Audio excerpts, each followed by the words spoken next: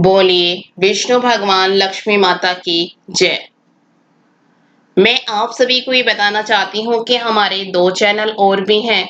मधुर भजन और आरती के लिए मन रखियो और डेली जनरल नॉलेज की क्वेश्चंस के लिए लर्निंग बाय डूइंग। इन दोनों के लिंक डिस्क्रिप्शन बॉक्स में दे दी हैं, एक बार आप जाकर देखिएगा जरूर। आज मैं ज्येष्ठ शुक्ल पक्ष की एकादशी निर्जला एकादशी व्रत कथा सुनाती हूँ। अगर आपको अच्छी लगे तो लाइक शेयर सब्सक्राइब जरूर कीजिएगा।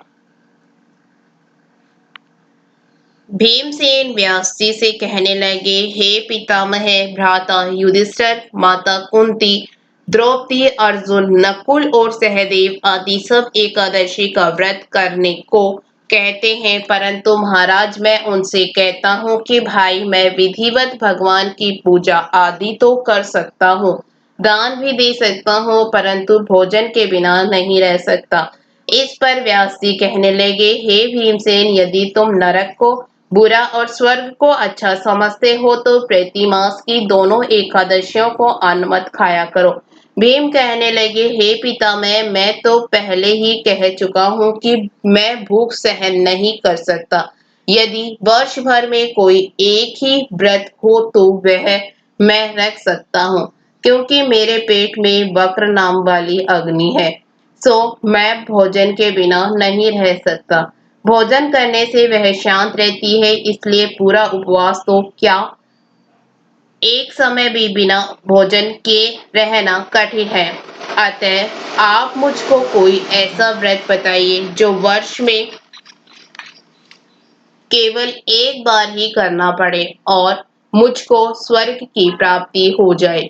श्री व्यास जी कहने लगे, हे पुत्र, बड़े बड़े ऋषियों ने अनेक शास्त्र आदि बनाए हैं, जिनसे बिना धन के थोड़े परिश्रम से ही स्वर्ग की प्राप्ति हो सकती है। इसी प्रकार शास्त्रों में दोनों पक्षों की एकादशी का व्रत मुक्ति के लिए लिखा है। श्री व्यास जी के वचन सुनकर भीमसेन नरक में जाने के भय से भयभीत हो गए और कांप कर कहने लगे, अब क्या करूं? मास में 2 व्रत तो मैं कर नहीं सकता, हाँ वर्ष में एक व्रत करने का प्रयत्न अवश्य कर सकता हूँ। अतः वर्ष में एक दिन व्रत करने से यदि मेरी मुक्ति हो जाए तो ऐसा कोई व्रत बताइए। यह सुनकर व्यास जी कहने लगे, वृष और मिथुन की संक्रांति के बीच ज्येष्ठ के शुक्ल पक्ष की जो एकादशी आती है, उस एकादशी का नाम निर्जला है।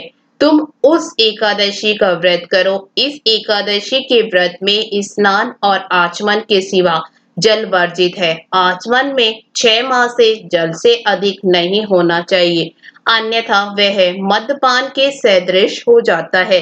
इस दिन भोजन नहीं करना चाहिए, क्योंकि भोजन करने से व्रत का नष्ट हो जाता है। यदि एकादशी को सूर्य उदय से लेकर द्वादशी को सूर्य उदय तक जल ग्रहण न करे तो उसे सारी एकादशियों के व्रत का फल प्राप्त होता है। द्वादशी को सूर्य उदय से पहले उठकर स्नान आदि करके ब्राह्मणों को दान आदि देना चाहिए। इसके पश्चात भूखे और सत्पात्र ब्राह्मण को भोजन करा कर फिर आप भी भोजन कर लेना चाहिए। इसका फल एक वर्ष के संपूर्ण एकादशियों के फल के बराबर होता है। व्यास जी कहने लगे, हे भीमसेन, यह मुझको स्वयं भगवान ने बतलाया है। इस एकादशी का पुण्य समस्त तीर्थों और दानों से भी अधिक है। केवल एक दिन मनुष्य निर्जल रहने से पापों से मुक्त हो जाता है। जो मनुष्य निर्जल एकादशी का व्रत करते हैं, उनको मृत्यु के समय यमदूत आकर नहीं घेरते, वरना भगवान के पार्षद उसको पुष्पक विमान में बिठाकर स्वर्ग को ले जाते हैं। अतः संसार में सबसे श्रेष्ठ निर्जला एकादशी का व्रत है, इसलिए यत्न के साथ इस व्रत को करना चाहिए। उस दिन ओम नमो भगवते वासुदेवाय इस मंत्र का उच्चारण करना चाहिए और गौ का दान भी करना चाहिए। इस प्रकार व्यास जी के आज्ञा अनुसार भीमसेन ने इस व्रत को किया। इसीलिए इस एकादशी को भीमसेन या पांडव एकादशी भी कहते हैं। निर्जला व्रत करने से प्रथम भगवान का पूजन करके यह प्रार्थना करें, हे भगवान, आज मैं श्रद्धा पूर्वक निर्जला व्रत रखकर दूसरे दिन भोजन करूंगा, अतः आपकी कृपा से मेरे सब पाप नष्ट हो जाएं। इस दिन जल से भरा हुआ घड़ा वस्त्र से ढककर स्वर्ण सहित दान करना चाहिए। जो मनुष्य इस व्रत को करते हैं उनको करोड़ों फल सोने के दान का फल मिलता है, और जो इस दिन यज्ञादिक करते हैं उनका फल तो वर्णन ही नहीं किया जा सकता।